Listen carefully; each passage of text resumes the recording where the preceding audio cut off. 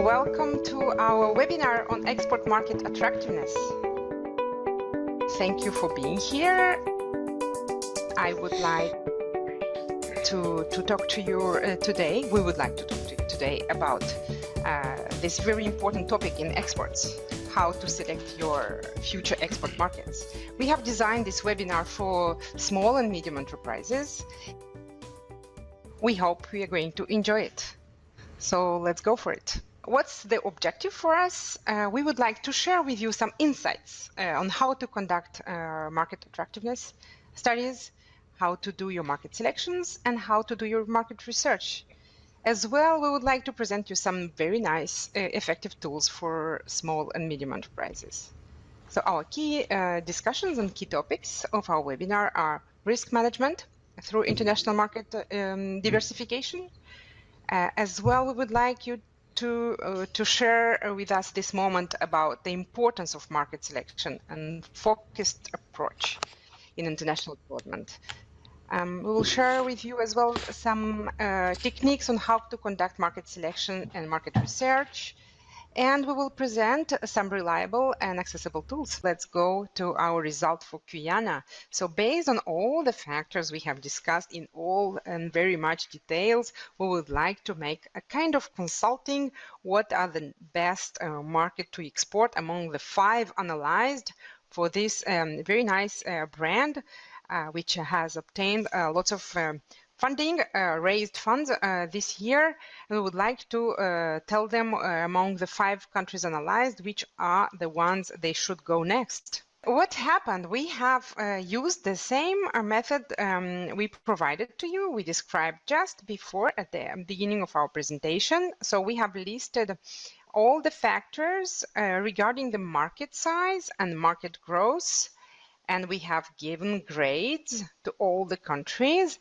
And here on the bottom, you will see the total score for each country. And you can see, for example, for the market size and market growth, that UK came with the best grade, followed by France, followed by, and then by Australia, Japan, and then Mexico. So we have looked, as you have remember, at the market size for women's dresses, fair trade market size, and as well fashion. Everything is fashion. And then we have looked at the social media, the competition presence, and the product demand. And we have looked at the economy health. The next slide, we have done same comparison for the market access indicators. Okay, good question, Jim. No, here we don't use the prime targets method. We use the traditional methods. So it's determined by the data provided, but the interpretation is done by the consultant. The consultant decides which grades based on data. Data we have used in the presentation are real. So basically the grades, grades are done by me, by the strategy consultant.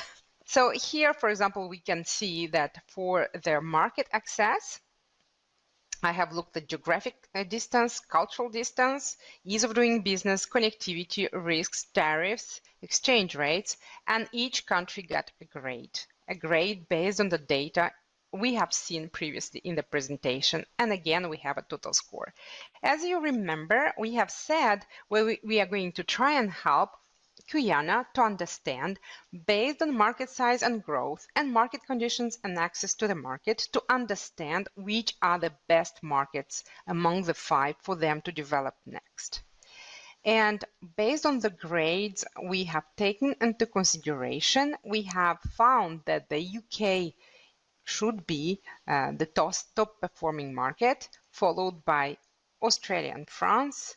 And then we would recommend them following after these 3 markets to develop in Japan, and only after that in Mexico. Because you have seen, if we go back to this table where we have analyzed the market size, we can see that Mexico comes very often with 0 to 2, and basically to very, very low grades, because all the signs are there that for this SME, for this small company, which is at the beginning of his journey on international development, the best market is maybe not the Mexican, not their neighbor.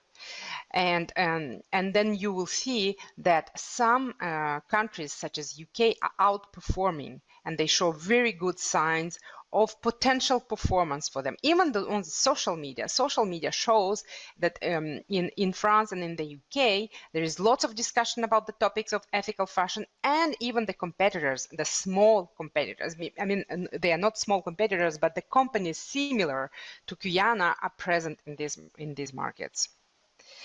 And if we follow this methodology, we are able to decrypt and to understand what would be the best potential market for this company, which is not at all present on international markets.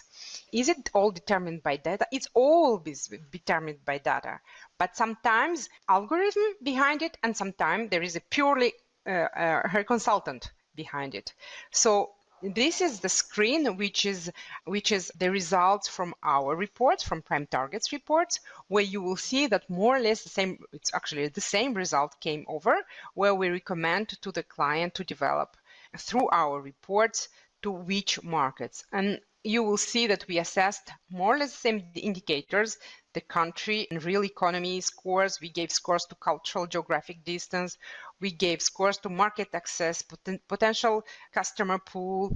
So it's the same methodology as I described previously, but our algorithm provides more accuracy to the results and to the interpretation of these results. At the same time, you will see by the ranking by each category of indicators, as you have seen in the table which I presented you before, which allowed us to analyze and grade each country. So thank you for attending our webinar. We would like you to go global wisely.